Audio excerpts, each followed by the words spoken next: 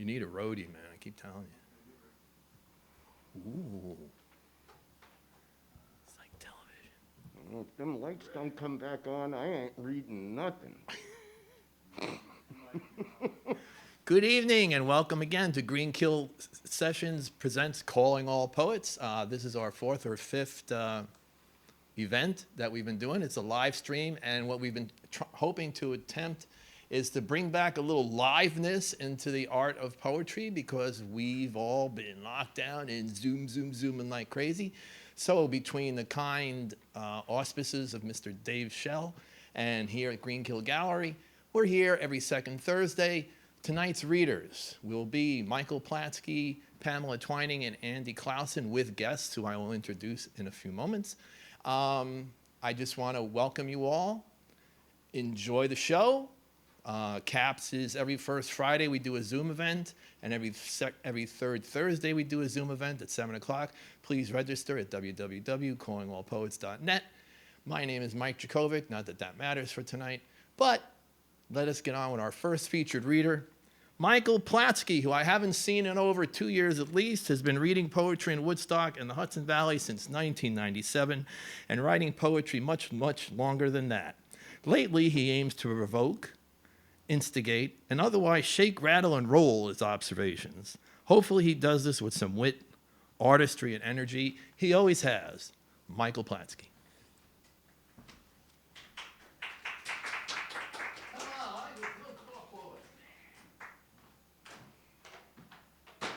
Hey, aren't you that guy from back in the day? Back when the sun rose bright orange, glistening through dancing leaves, birdsong drifting across, soft breeze, scented spiced air, spreading odor beyond the unexplored. Didn't I see you sprawled against gray granite, above the great lawn of breathing grass, green with anticipation of the approaching footsteps under a canopy of dripping wax candle brick mansions, measuring the comings and goings across the borders of time? Wasn't that you trying to defy gravity in motionless bliss, slipping through the cracks of slowly eroding your rubber legs and eggshell heart? Were you that guy shooting bottle rockets off the penthouse patio, hurling towards stone Greek philosophers perched above the flower beds lit in nightshade shadows, sparks falling harmlessly below the crabapple trees?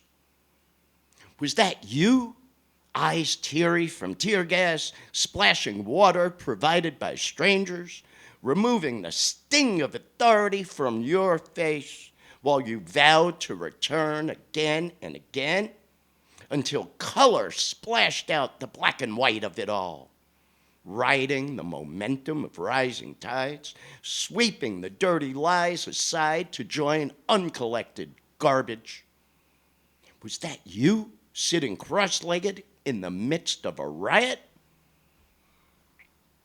when all the lights went out and beer was given for free, when the shattered glass fell all around, when the looters ran amok? Was that you watching the world crack open and you just smiled in blissful resignation? No, that wasn't me. I deny everything.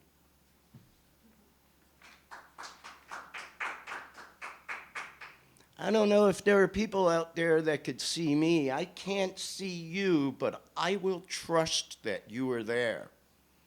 For those of you from the old country, back in Brooklyn, any of my old friends that I dragged out to Coney Island, this one's for you.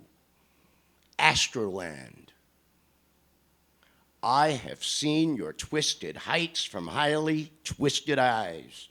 Sneakers stuck on sticky surfside streets. Harbored outlaws and criminals on Brooklyn's edge.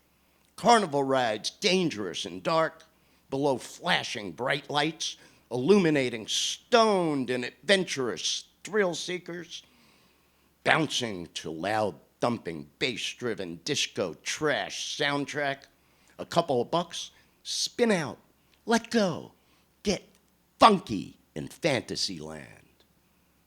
Coney Island in the 1970s was a gamble worth taking. White boy teenager, naive with courage, not based in reality or ability. The amusement park of today is not the Astroland of yesterday. What was once a resort area for wealthy and trendy was now a sprawling black ghetto soaked in drugs, violence, poverty. And among the rides found on Surf Avenue and its side street was often one called Run for Your Life. Appearing moneyed and meek to local predators, a short white teenager in Joyland was a loud target, as if I wore a shirt that said, "Rob me." Avoiding crooks and cops, impossible. Not needing the cops at all, desirable.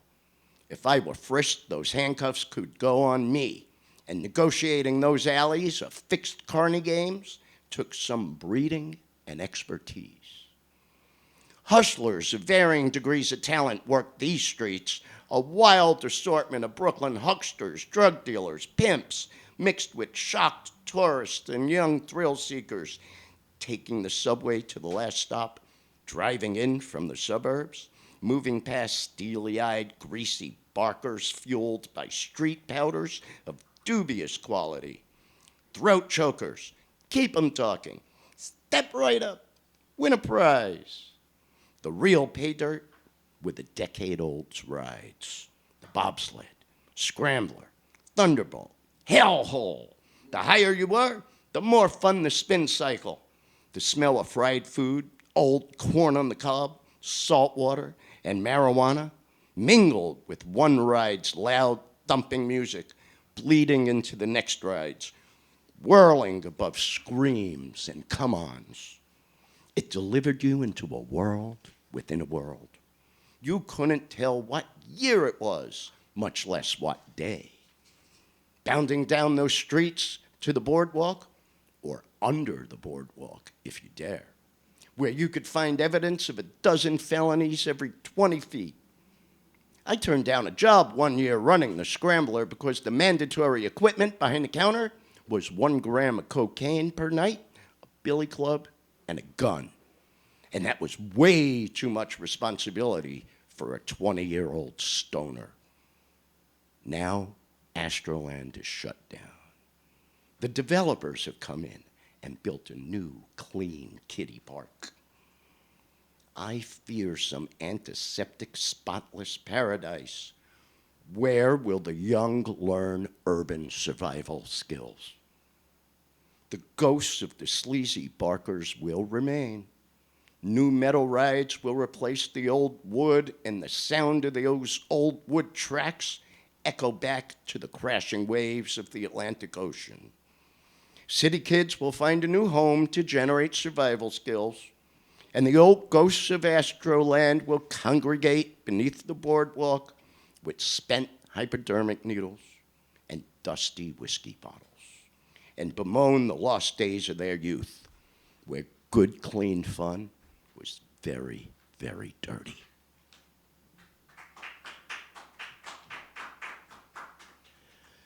All right, I'll apologize in advance, but here is a poem that is generally built from questions of general complaint. America, I am beginning to talk to myself out loud, muttering questions that go unanswered. When will you confront your hypocrisies? Will you ever tolerate diversity? Why can't you face black men with compassion instead of boots on necks or bullets in backs? When will you stop fighting the Civil War? May the Confederacy soon surrender, bow in shame, ask for forgiveness instead of rubes rising in anger? When will they stop being fleeced by grifters, drunk on cheap wine lies, manipulated by nearsighted fraudsters, dripping hair dye lies?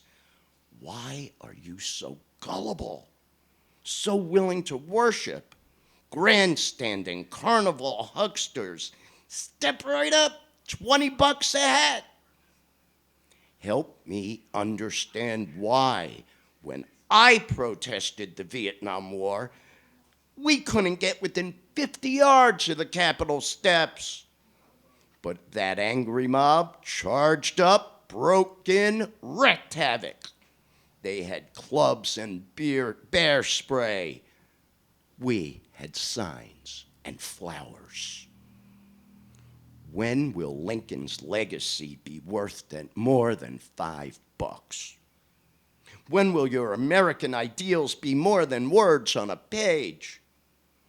You stand on a cliff of possibilities. Jump! America, why do your airplane engines fall apart in flight while your wing nuts stick together in fright? What are you afraid of? The proud and the brave, why do you scare so easily? Why don't you dance with temptation instead of tempting damnation? Take a look at yourself naked. You are fat, out of shape, lazy, and cruel. Lay off the sugar already. Try reading a book. Try respecting your neighbor. Put on a mask or stay in your room. America, when will you stop selling out your dreams to big money developers of overpriced hotels?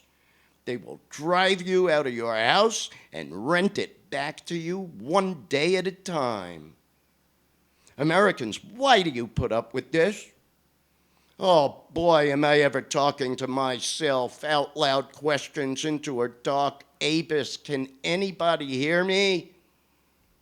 Why do so many want to restrict voting rights instead of encouraging it? Who is afraid of the big bad vote?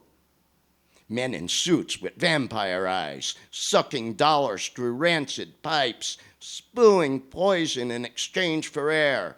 Why is skin color so important? Strip naked to your ugly bones. Throw your skin in the game. Step right up.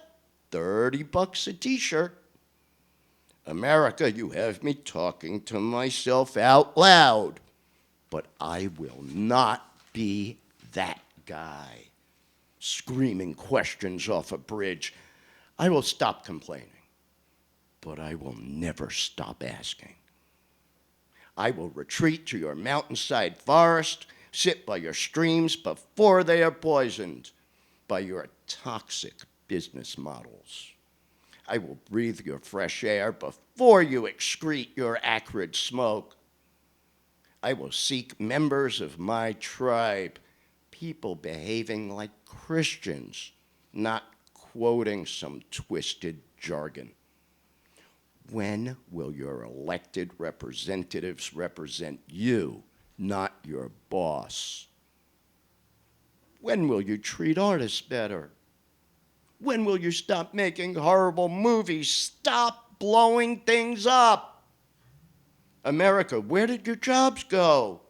Did they come back yet? There is a truck with no driver. There is an assembly line with very few people. When will your robber barons overdose on greed? When will you stop abusing your women? When will you respect your children? Your brood is crying in painful abandonment. Where are your statesmen? Millions are asking. When do you answer?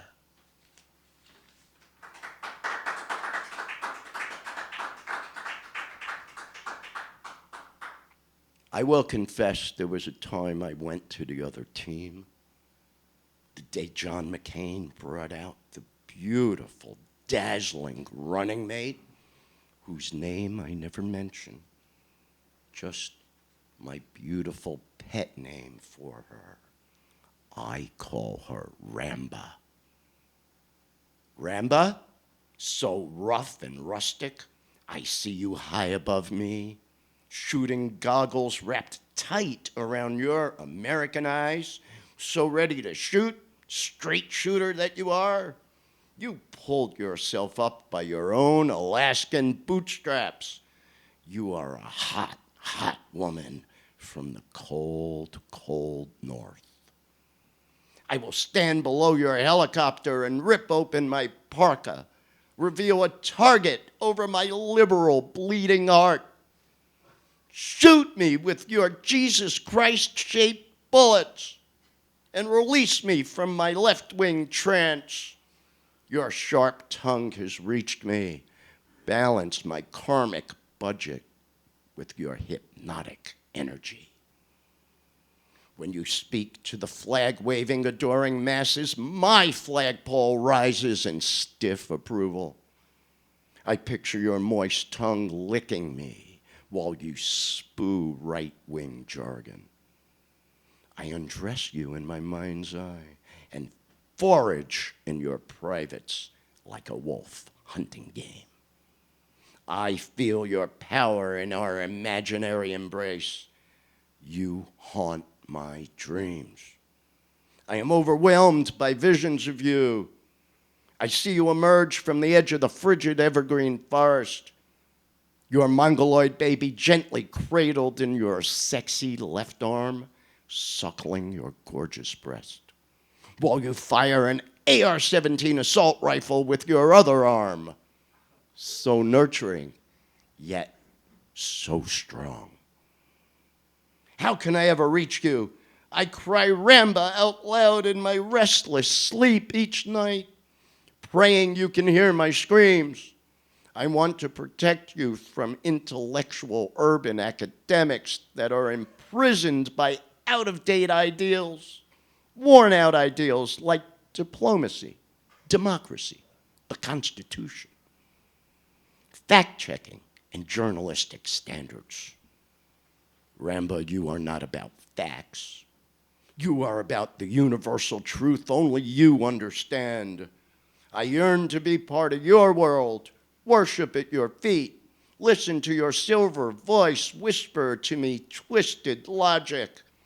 Health insurance is for sissies. Stop the bleeding, apply a Band-Aid, and get back to work. Strong-willed American workers staying at their station, making their bosses richer, gratefully accepting their meager wages. I want to serve you, Alaskan queen bitch. Be my master, you wild sexpot. Command me to lick your all-American goo out of your honeypot of righteousness.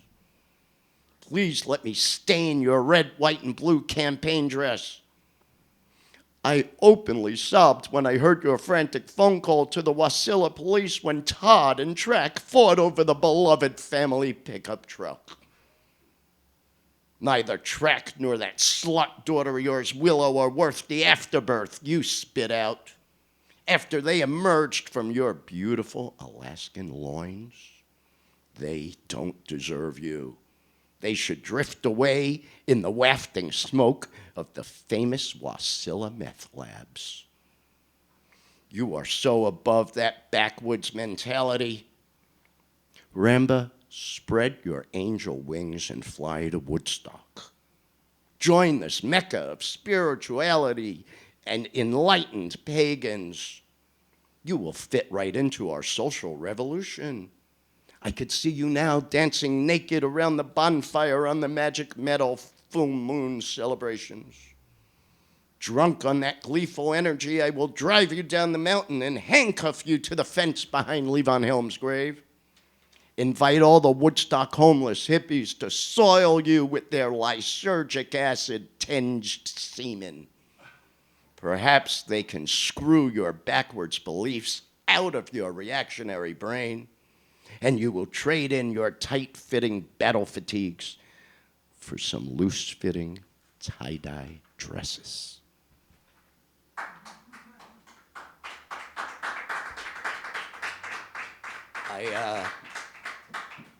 I will finish off with this poem. Over 500,000 of our neighbors have died in the last calendar year, which brings up the subject of death. I wrote this when my sister-in-law passed away from cancer some years ago. It's a description of what that family did on that day. The real question. The moon is full, Sagittarius, southern sky, rain-drenched soil and down trees and limbs decorate the landscape, scattered about, thrown, landed. Sisters and brothers, well-traveled and worn, one sister's house transformed into hospice care for who was once baby Judy and is now the dying sister.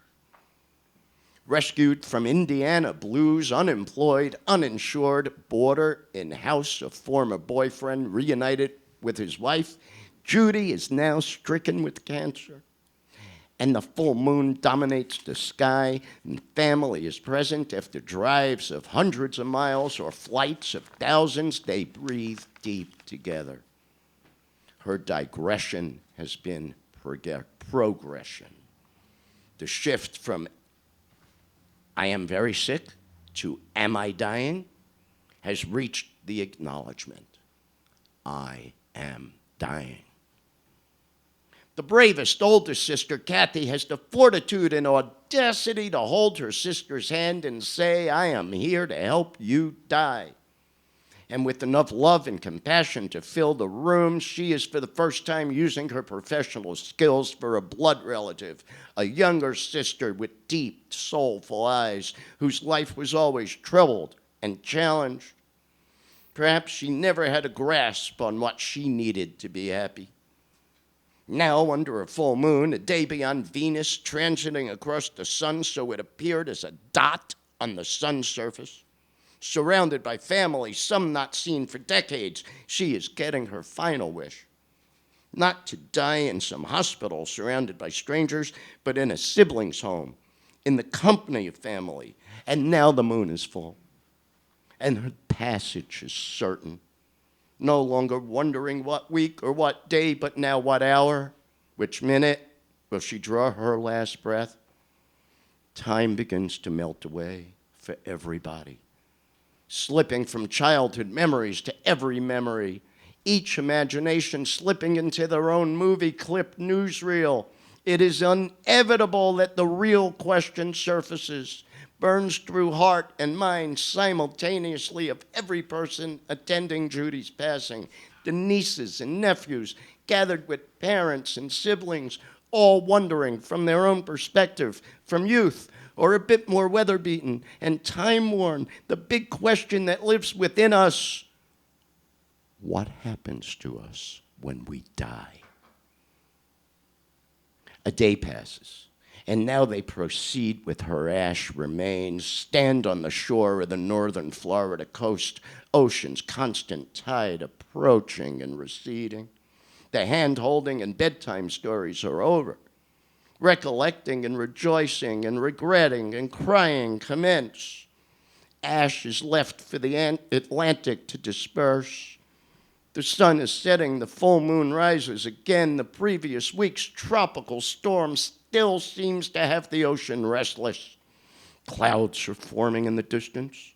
Feet squeeze sand, some in the water, up to their hips, others in the boardwalk, staring into the horizon. The real question whispering to some, screaming at others, what now does Judy know? How many of us have asked for a sign? Some recognition from a past loved one. Show me a sign, touch me, somehow answer. Sun and moon, tidal waves singing, wind blowing like horns, each can be seen as a sign. Or just the wind. Somewhere beyond sight, the horizon bends. Someone inhales. Someone else exhales. The life force is everywhere. Each molecule. Every atom alive. Storms come and go, leave their mark. They damage what they do, uproot some, not others. Like people, some scarred, some scared, some unafraid. We are so attached to our bodies. What are we without them? What is the answer to the real question? What happens to us after our bodies die? Judy knows, but she's not saying. Thanks so much to inviting me. Thank you, Andy and Pamela, for extending the invitation. Thanks, Michael, for doing this. Everybody, carry on. Thank you, Michael. But I have one question. What do you do now that Sarah Palin's not in the picture? It's been hard, Mike. No. It's been hard. I was afraid you were going to say that. Michael Platsky, everybody. Thank you, Michael. It's been 2 long years without hearing him, so it's always great. Our next featured reader is Andy Clausen, who has traveled and read his poetry all over North America and the world. New York, California, Alaska, Texas, Prague, Kathmandu, Amsterdam, and elsewhere. He was co-editor of Poems for the Nation with Allen Ginsberg and Elliot Katz from 7 Stories Press. He was an editor at Long Shot magazine, and he has written about his adventures with Allen Ginsberg, Gregory Corso, Ray Bremser, Janine Pomavega, Peter Ovlosky, and many others of the Beat generation. He is author of The 40th Century Man and Home of the Blues, among other books of poetry. His latest book, Beat, The Latter Days of the Beat Generation, a first-hand account, was published by Automata Media in fall of 2018. He is currently working on a book about his backpacking travels around Asia and Europe, as well as his new volume of poetry.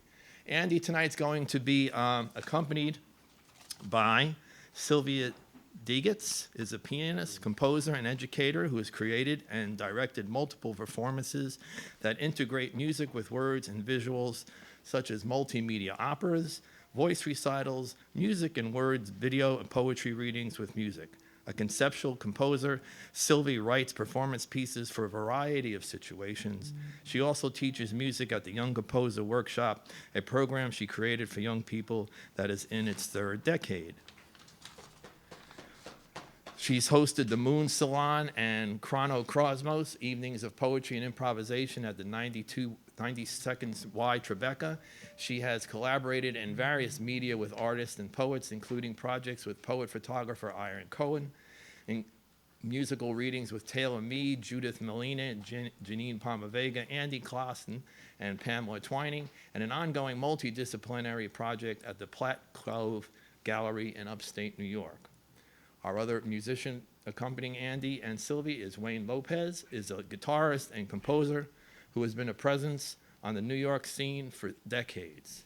He has created the music for many art performances, dance pieces, and plays, and has performed with the Human Arts Ensemble, the Judith Molina and Hanan Resnikoff of the Living Theater, Nico, Ken Littlehawk, Andy Three Raven of Brothers of the Wind, and Perry Robinson. He is a founding member of the Gift of Eagle Orchestra with Van Manakis and Sylvia Digetz. Wayne is a brilliant finger picker whose music always reveals something unexpected, something that will linger in the mind of his listeners. He is also a principal creator in the multidisciplinary performance project at Platt Cove Gallery in upstate New York. It's a pleasure to meet both of them. It's a pleasure to see Andy Clausen. Is there poetry the virus can't invade? Have international powers announced a radical direction away from fossil fuel? Has the world decided to cut back on meat? Can we have police who defend all economic classes, who rarely use their weapons, who don't kill people they fear want to replace them, who don't kill innocents? How radioactive is the Pacific? Is every fish a potential mini Godzilla? How soon will that big Greenland iceberg calve? Will Europe endure 40 degrees Celsius days? Will Siberia swelter in 100 degrees Fahrenheit? What will evacuating for hurricanes do to the pandemic? What will millions upon millions of the poor do in India to survive months of 120-degree days? Where will they go? Baseball season opened up. It's almost August. Other sports will open soon, maybe.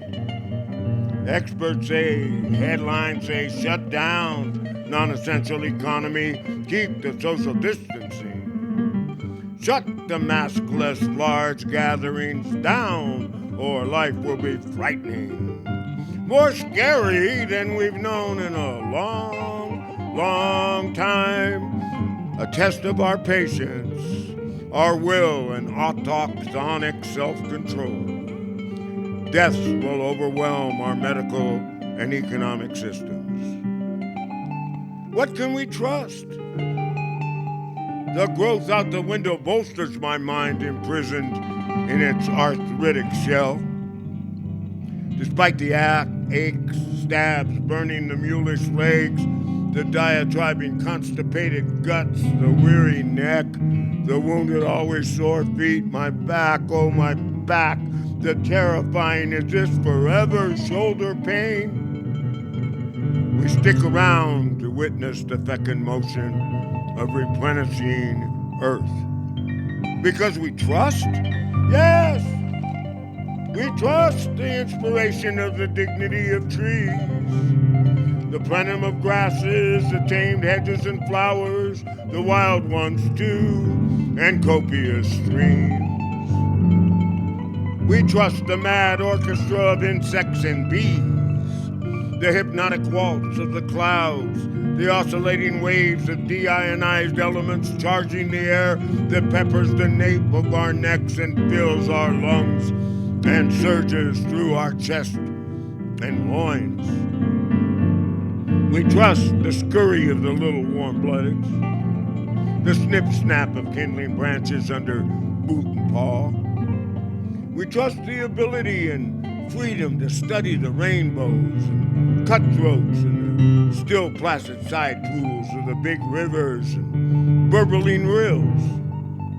We trust the Milky Way lights of the distant city of romance, Paris, Denver, Tashkent, Calgary, Lisbon, Tangier, Istanbul, Dushanbe, Samarkand, Kabul, Ravenna, Prague, Calcutta, Baghdad by the Bay. These reassure like red sky at twilight, a voyager's delight.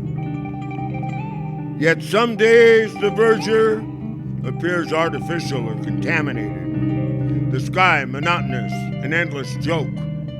The dirt, only potential mire. The squirrels, rats with bushy tails. The food tastes like chemistry experiments. The river is a sewer. The city a danger and charnel. Everyone you loved, you view with a disappointed, sorrowful, sour suspicion. And is it regret? Yet even on those days I know we have the makings to be a magnanimous people. We have to work at it is all. No, it won't be perfect, but it could be much better than this. Much, much better. Courage, intelligence, decency, liberty, and justice, and prosperity for all. For all. Everyone.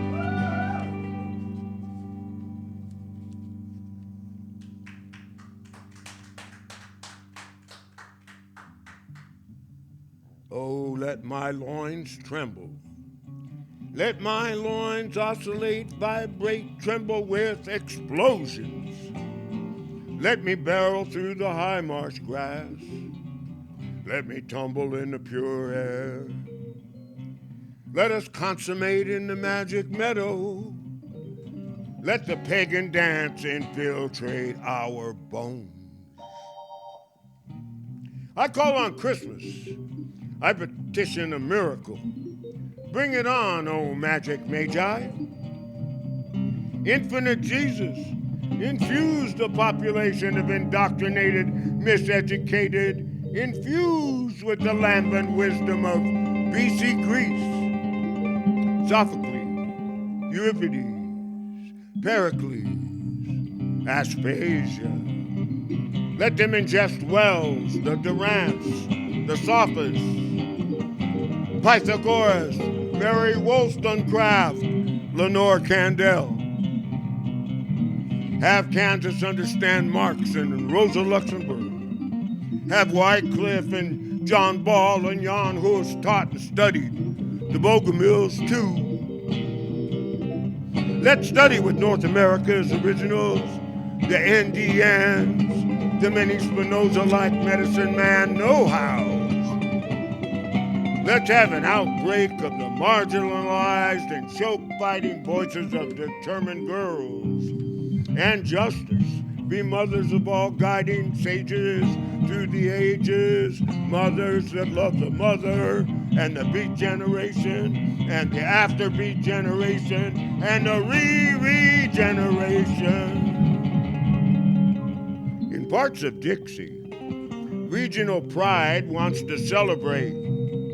Bring back an economy built on slavery, not just wage slavery, actual ankle iron whipping post-slavery, private prison, de facto slavery in facto.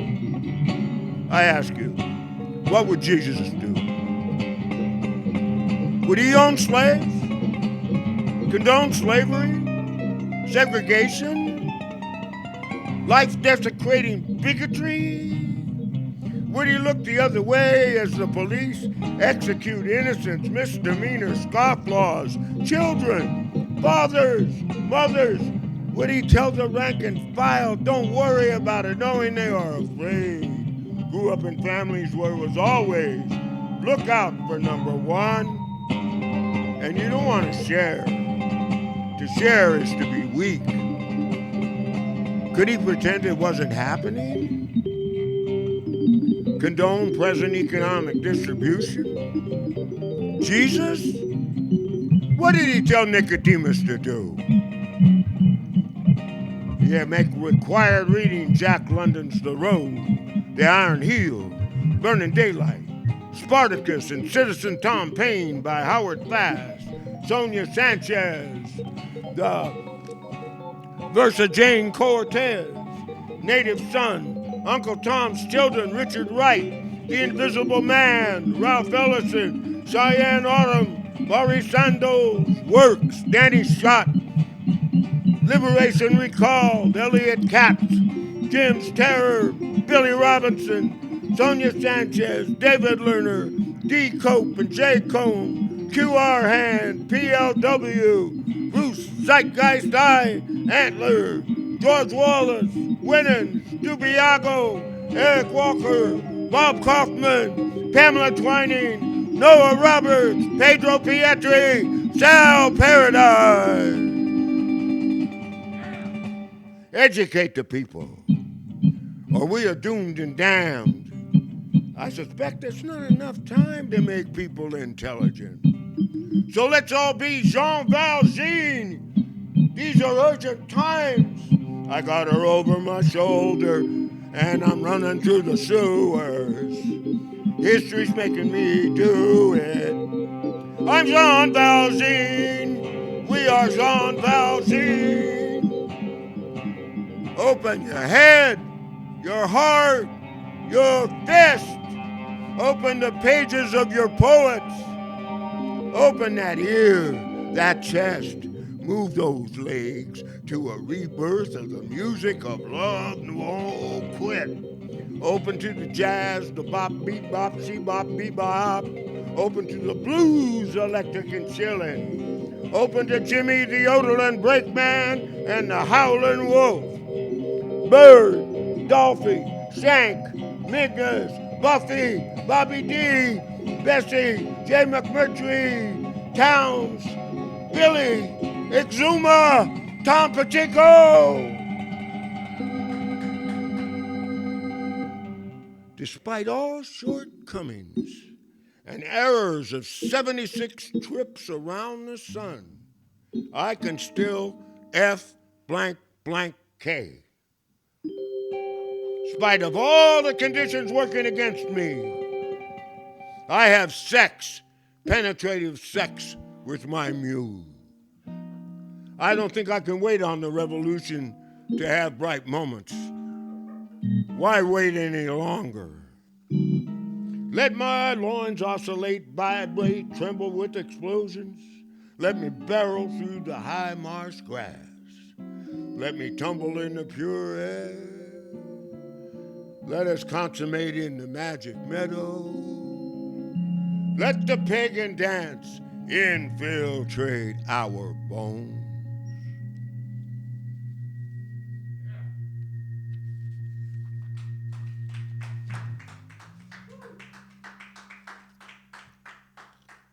Here's a very recent one. It's called State of the Precarious Union from the POV of Personified Nature and Music. Peonies and crocuses smiling after breaking ground. Didn't think I could do it, did you? They talk. Asphodels scaring and haunting the lost prophets. Bill Blake wandering through the garden door where thou shalt not was writ, and tombstones had taken the place of flowers and love. Waves of locusts devouring efforts of the farmer in Madagascar. Worms jumping out of the sod, wriggling lascivious fertility dances. Blackbirds trilling transcendent blues riffs over the abused buffalo gone symphonic prairies. Yes, there still is music, and nature dances to it. The syncopated sounds of Calliope's desire survives, tracks over chaotic emotions. The autumn dry corn stalks, the expanses of mown Timothy and alfalfa, shuddering like a dominant chord. The beach birds, burping in three-quarter time, the jays, the herons, the ones adopted by Girl Scouts, and the blazing fast golden condors. The poets awakening to tonic airs and lilts at their windows to the Scottish dawn. Elegant red birds, like their imperious namesakes, deciding who be the next faith and morals infallible representative of Christ on earth. These red birds, the bishops of backyards, the ecclesiastical clergy of the tuneful, feathered-winged dinosaurs, gangs of circling turkey vultures, gliding, circling, centering on carrion, above the trees, over our campfire. My eyes are skyward, the sacred juice is jigging my mind, re-bopping to the melodies, beats, rolls, paradiddles, and radamucues of all of what this tongue consecrates as nature, the music of nature.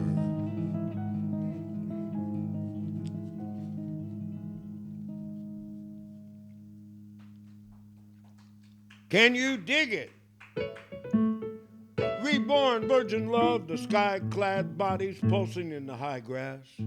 Indoors, the embracings of a billion mattresses, the spontaneous and unusual place. The hayloft, the elevator, the mountaintop. On the piano, on the altar of blossoms, on the blanket on the golden beach, on the hilly grassy barrow of our ancestors. Where grown-ups, even grandparents, dance like ecstatic infants, where laughter transcends and ceases cruel, paranoid inflicting of wounds. Oh, may it be, may it endure. I dig youth recharging an old revolution, the reincarnation of yogas, of spiritual evolution, the pleasure of traditions passed on and added to through the generations, the campfires, the books, the powwows, the concerts, the hoedowns and juke joints, the petitions of and to the Dionysian divinities. I dig the regeneration. May it be time after time, magnificence, magnanimity, lovers in the bygone, lovers still. May it be, may it last. I dig the commerce of biological essentials, the skills and knowledge to sustain population. Yet there be deals where we are all satisfied and all feel clean. Can you dig it? Dig it. Where the snarling, narrow-gazed, red-eyed, atavistic savage brute is no longer lauded, no longer pardoned, no longer overpaid and decorated. Where peace is not only for pipes or pipe dreams, where it doesn't connote temporary, always in transition, always fleeting peace, where it is ethereal peace or funereal. Can you dig it? I can. Dig it, dig it. May its existence be taken at word and as law, and every day given, may it last long. Let the poets, the artists, the builders have bright moments, minus their minds and hearts from dismal political deceptions and blaspheming wars, contagion and plague. Let their minds talking to themselves, a small moment free of the misanthropic. Let it be so the everyday plebeian people discover joy in the bliss they're born into. Let the poor and unable have shelter. Let them be homeless only by choice. Big boys, oh big boys, increase and maintain your wealth by trade and happy health production, not de facto slavery. The universal soldier must quit, he, she must refuse, must realize they have no stake in the lethal struggles of never enough oligarchical greed and domination. Yes, you defend your people and land, but most wars are about wealth and control. Face it, my fellaheen sisters and brothers, you struggling fathers and mothers, you sacrifices to Azor, Moloch, Pharaoh, Belmarduk, Ares, Mars, Jehovah, Allah, Christ. The oligarchs don't always win the battles, but they win almost all the wars. Their children are rarely sacrificed. They make fortunes instead. Dig that, can you? Dig it.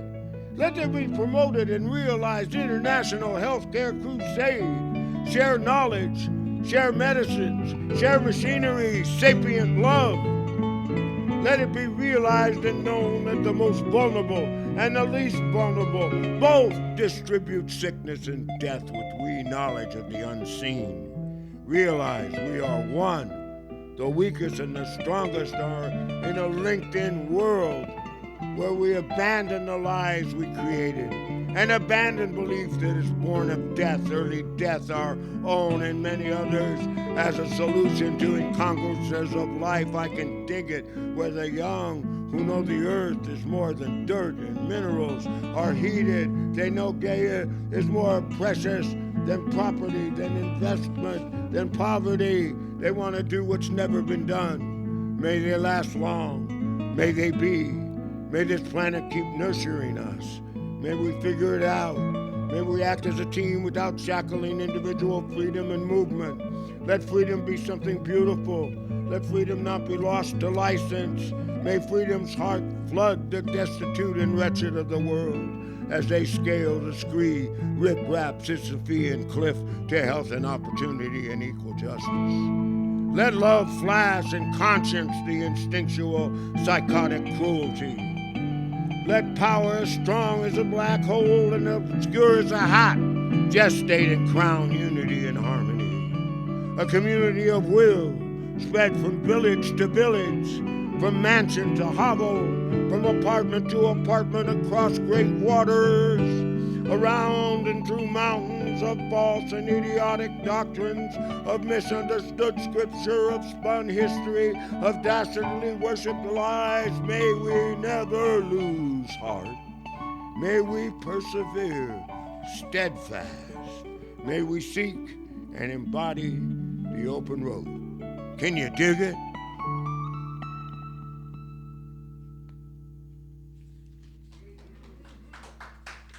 And for my last one, this is an abridged version of We Will Live to Dance Again. Oh, you were special, flaunting that bare shoulder, with spinning moves in the drum circle, on the country tavern, hardwood in the meadow of magic round the fire. High-stepping the electric hoedown and the slow-danced intricate hands, elegantly mudra quality motions of cleansing and cherishing. That Blakean smile of smiles, welcoming eyes, emanating desire, is tonic, is health. When I first felt the back of your thighs and your glutes, somehow and why I knew and stated, wow, you have the good stuff. My friend warned me you were demure. No, you wanted it as much as I. And your face resembling so Bernini's St. Teresa, espousing and exposing what the ideals of the day made into spiritual orgasm with strong, sought-after lovers, Mary Wollstonecraft and her daughter Mary Godwin Shelley. And you loved and produced ebullient language, rocking, rolling blues that birthed jazz and symphony.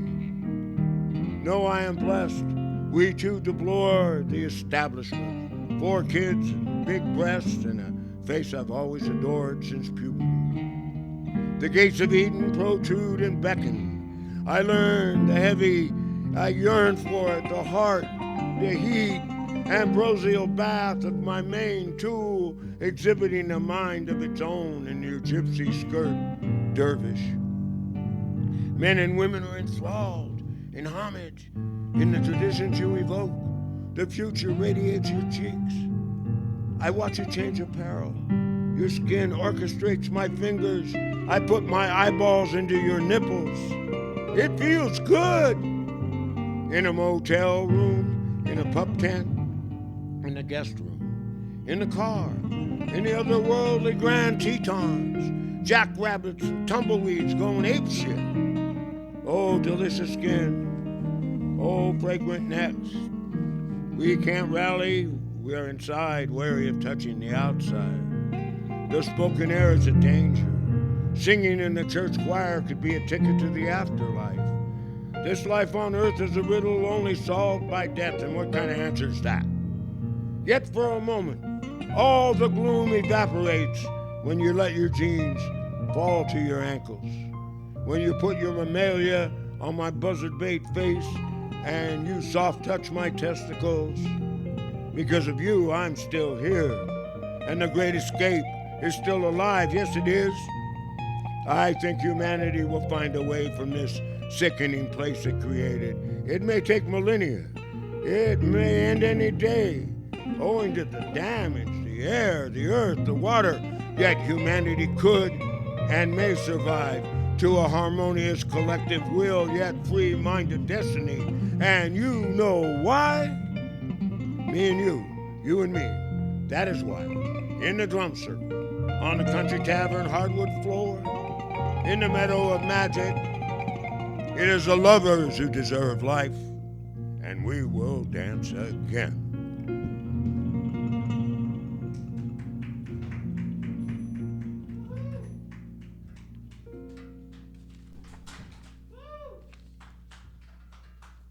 Good going. Andy Clausen, everybody, Silken. Hey, how about it, man? You know, I was talking, Pamela and I were going back and forth this morning during the day, emailing each other and saying we all needed to get out of the house. Quite obviously. Thank you very much, guys. Thank you. Remind me how much I miss all this stuff, man. All right, hold on. Now I got to change my glasses because I'm not used to doing that. and I'll introduce Pamela Twiney. Pamela has traveled the U.S. with her partner, poet Andy Clausen, performing her work in California, Colorado, New York, Michigan, Wisconsin, and all places in between. Her work has appeared in Big Scream, Big Hammer, Poetry Bay, The Cafe Review, Napalm Health Spa, and Heyday, among others. With Andy Clausen, she is co-curator of the Invisible Empires of Beatitude page at the Museum of American Poetics, www.poetspath.com, and for several years she co-produced the Janine Palma Vega Poetry Festival in Woodstock, New York, where she and Clausen reside. She is the author of 4 chapbooks: I Have Been a River, 2011, Utopians and Madmen, 2012, 1,000 Years of Wanting, the Erotic Poetry of Pamela Twining, 2013, and Renegade Boots from 2019. A book of her selected poems will be published in 2021 by End Paper Press. Always a pleasure. Featured poet, Pamela Twiney. Thank you. Thanks. It's great to be here again. This poem is called There Is No America. There's no America as we believed it to be, as we have been trained, raised, taught to know. U.S. history begins in freedom, flight from persecution, and the establishment of a free country.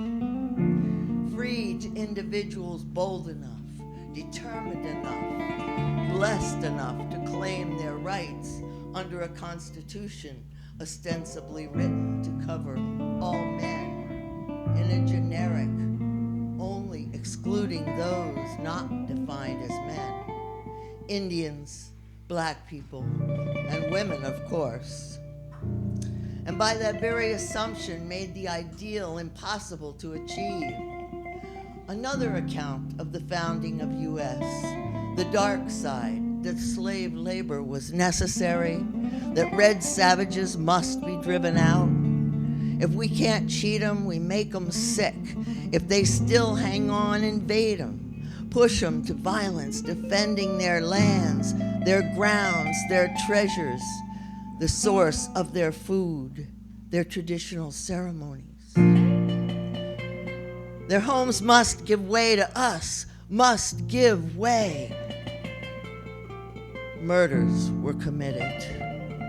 Our Black sisters and brothers, after their liberation from the bonds of generations of servitude, forced lives stolen, a brief, heady time of real freedom, looking around to the possibilities of everything. Then Jim Crow flew in, and the twisted triple Ks, and freedom only meant free to suffer and die, dangling from a tree, battered and tortured at the hands of hatred, hands of judgment, hands of anger at the servant, elevated to the realm of their betters. And then what do they have? What do they have but the same grim prospects? Enslaved people, not even owned by most, who are too poor to actually own a slave, but aspiring to do so one day, a proper goal for a rich white man. And now those former servants might be richer than you, more respected than you. Such a thing is unconscionable. Fly away, Jim Crow. Free Leonard Peltier. Remember that water is sacred. Water is life. Remember the homeland was home to others before you unjustly drove out, penned in, hunted down, pushed beyond newly created boundaries of nations, boundaries never before acknowledged in the world of hunter-gatherers. You go where the food is, follow the hoof prints, paw prints, find the bee tree, chase fish upstream, territory only defined by relations with local tribes. Now, invisible lines are drawn through the land. Trees and stones mark where you can no longer go. They signed treaties that were filled with lies, expressions of good faith that turned out to be laughable. if you could stop crying long enough. They signed hopeless treaties. What else could they do? That or be expunged from the face of the earth, sent nameless to the great beyond without honor. There is no America as we believed it to be. There is no America except America to be.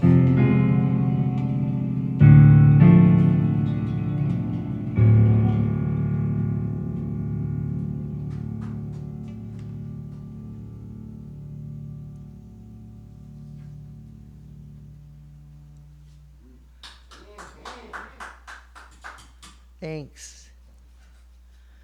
This poem is in 3 parts. I wrote it after during and after being at Occupy Wall Street several years ago. And I've written 3 sections. The first was that day, one of the days that I was there. The second was about a week later, and the third one was about a month later. So this is called Notes from the Front. As soon as the TAZ, Temporary Autonomous Zone, is named, represented, mediated, it must vanish. It will vanish, leaving behind an empty husk. Hakim Bey. 1. Of innocence. Sleeping on stone, the very bone permeated by earth and chill. Even through layers and layers, we celebrate the awakening long overdue. Eyes open, 4 a.m. hike to Mickey D's, incidental corporate sponsor of the new revolution, providing the only free bathrooms for the masses. Then back to cold comfort and middle-of-the-night discussions of transformation and insurgency and peaceful revolt. The spring of our passion zings among the glass-walled canyons, reverberates through the subconscious of the never-sleeping city and pierces the morning of the American fall. Sunlight now slanting through the sheltering trees of Liberty Square. It's about time, recognized by so many, with hope barely remembered, magnified by people and people and people. It's about time, says a note paperclipped to the shirt pocket of a middle-class businessman. It's about time. Witness the pink and golden and chocolate surging crowds diverted by police but honking, waving, flashing the peace sign. Today, again, now. The revolution may not be televised, but it is tweeted and Facebooked and YouTube. The ethos of a new generation filling the ether, untapped, unavailable to earlier uprisings. Stories filtered, unfiltered by the mechanized press, who spin subversion of the subverters. But barricades will not stop this truth.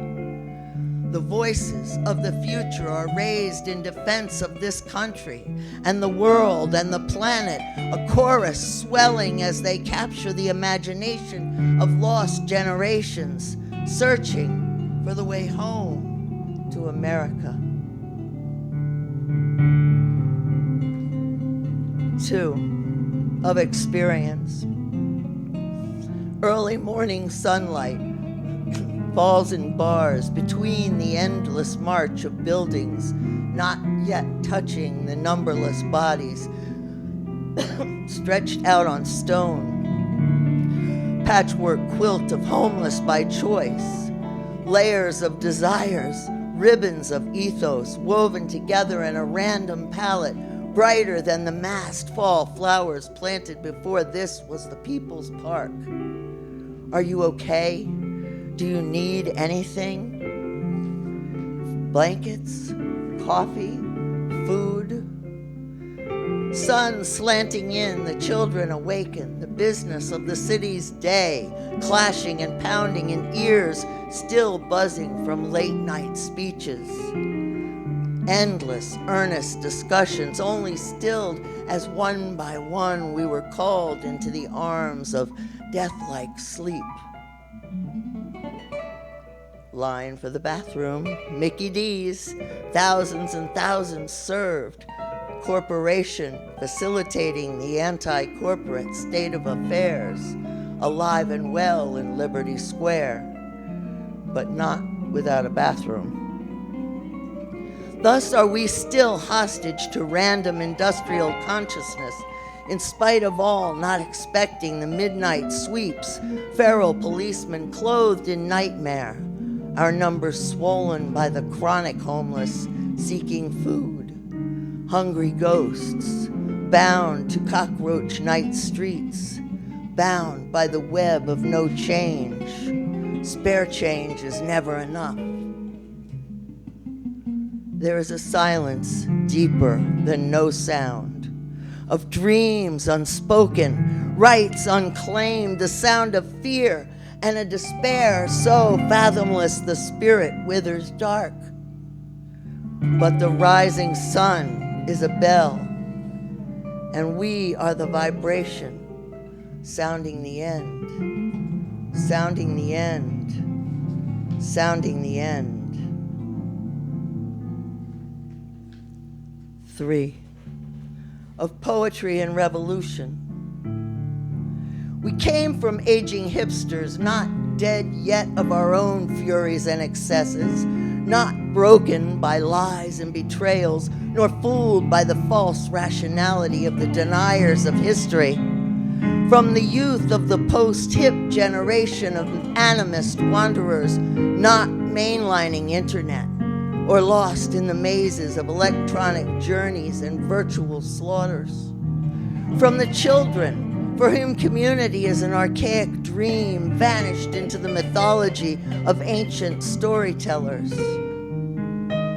From the vast heartland, bewildered by the world collapsing around us, to the tune of consumerist jingles, urging the celebration of the new terrorist epoch, with shopping sprees funded by phantom employment as the homes we thought we owned disappeared into the pockets of those who wrote the fine print at the bottom of the social contract that we must have forgotten to read. We created a space of absolute freedom, temporary but joyous, high on the power of immediate and unfiltered words and ideas, given life by the voices of thousands, amplified by the voice of us all. We came to the library at Liberty Square, the loaded tables helter-skelter, grubby hands, greedy minds starving to share, hungry to inhale understanding and excrete the madness of lost generations, become avatars in the new millennium, conduits of justice, truth, and law, only dreamed on this stolen continent, offering bodies like cordwood to fire the new revolution. But would we truly choose to die for the sins of our fathers' gullibility, who bought into the Enlightenment daydream, the perfectibility of humankind? Would we be shot down in the street if it comes to that, for delusions of possible equality, illusions of polity, in a world where the good life always comes at someone else's expense, where the fortunate bless the dawn from the aching shoulders of the unremembered? Where are the poets of this massive undertaking? Where are the street corner ranters, the singers of anthems, the criers of outrage, the voices of those who labor unrelentingly, not only for themselves, but for all whose rights must be protected?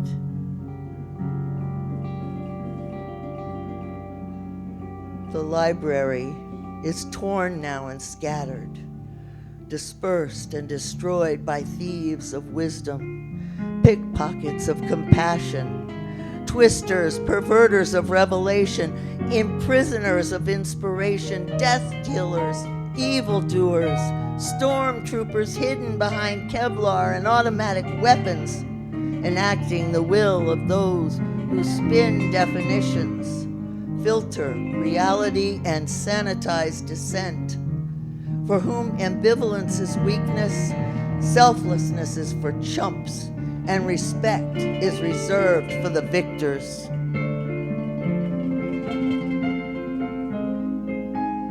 Leaving the artists, the children, the losers, the madmen, and the dreamers to seed the outskirts of civilization with poetry and revolution. Wild new growth sprouting from cracks in the sidewalk, overtaking blank city blocks of street shoes, Oxford cloth, flannel, and pinstripe.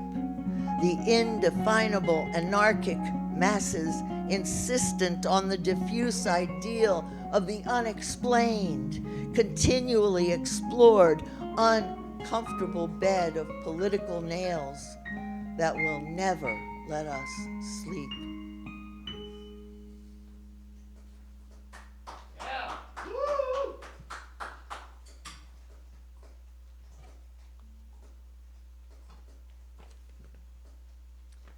And to close, I will read Visions of Mount Tamalpais. We ran laughing up the trail path to the top. Flat stone at the summit, warmed by the sun as he lowered his body into the distant horizon, spreading fire across the zenith, shades of brilliant orange shot with gold and yolk yellow, rimmed with crimson, bleeding into bittersweet, madder, vermilion, dying at last into the wine-dark pool, lifeblood of another day spilling over the earth, and the stone emanated the warmth of the day.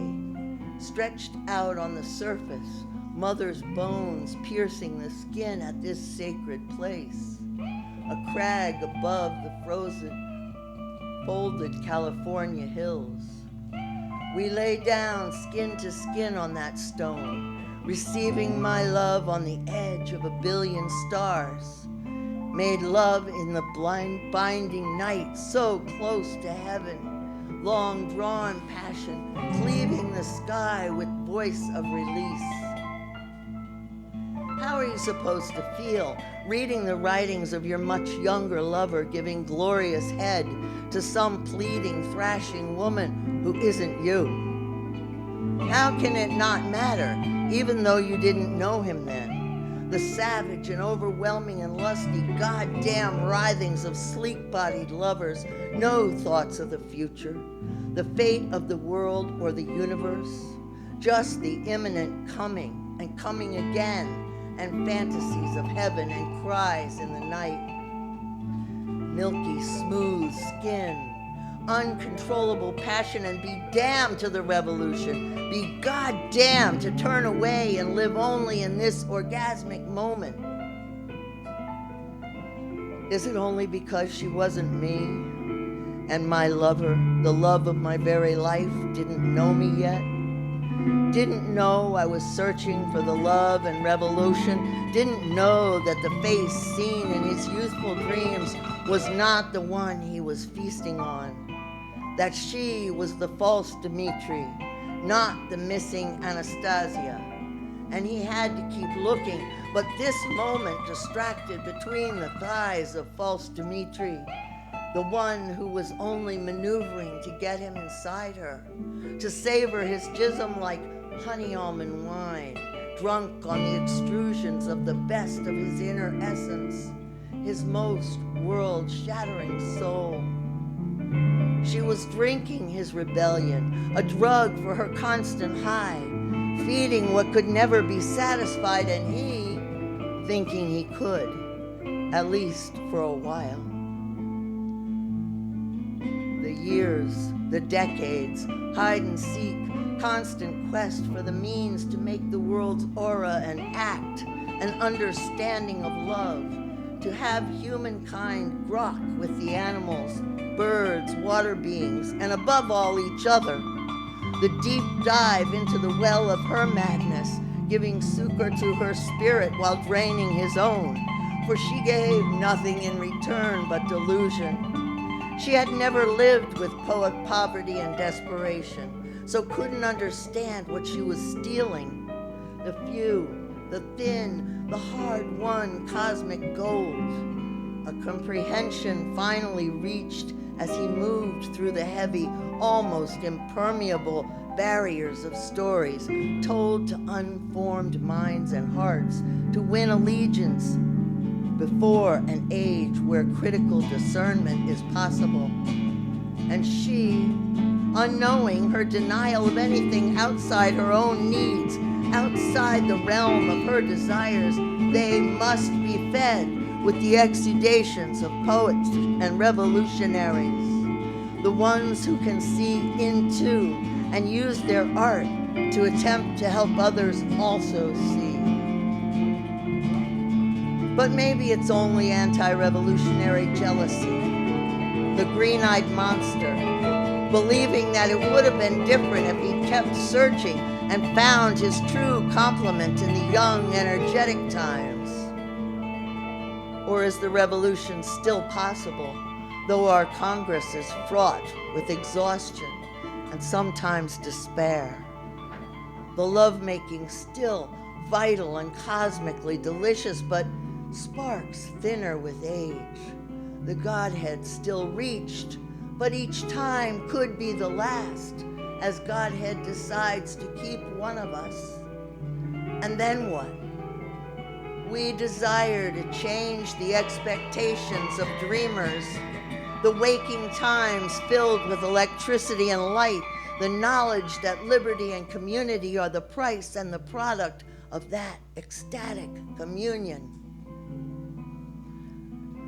Who was she, I wonder, and what did she take away from the impassioned exchanges? A moment of nothing? A much-desired escape from the voices, the fists that had battered her childhood? She also was injured, and was the power of his words, of his poems, to heal and enlighten, or only to fill the black hole of one person's emptiness? A rage and an outburst that rattles around in the depths of her lack, no fervent fever of justice won. The words of old hatred still ring in the world, the closeness to Godhead only one at a time, when we needed to be all one, all at the same time. A smack over the head with the goddess stick.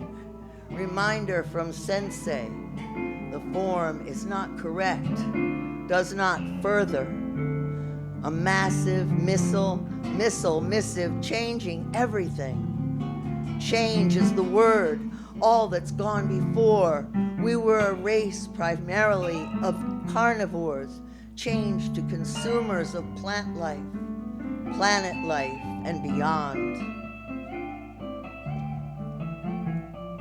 My lover and I climbed to the top, closer to God, they say, bringing our love to the roof of the world. Explosions this time, channeling orgasm to pierce the crown of creation, to link the world we know to pasts thought lost forever. Not so, just unrecognized at the verge of consciousness, cave paintings on our innermost memories, the stuff of humankind's first generation, the golden stardust, the fabled garden, seeded with the future.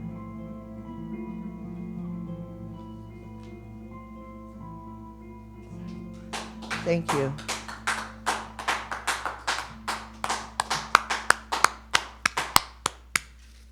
Pamela Twining. I cannot thank Andy, Pamela, Wayne, Sylvie, Michael, wherever the heck you are. There you are. Can't thank you guys enough for making this happen today.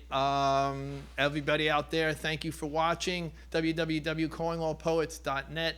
We will be back, not next Thursday, Thursday, April 8th, with something special for National Poetry Month. I don't know what it is, but we'll figure it out. And www.poetry. Dave, thank you very much. Dave Shell here at the Greenkill Gallery. The gallery is here. Artists, please, musicians, everybody come and check it out. Good night, everybody. Stay healthy. Take care.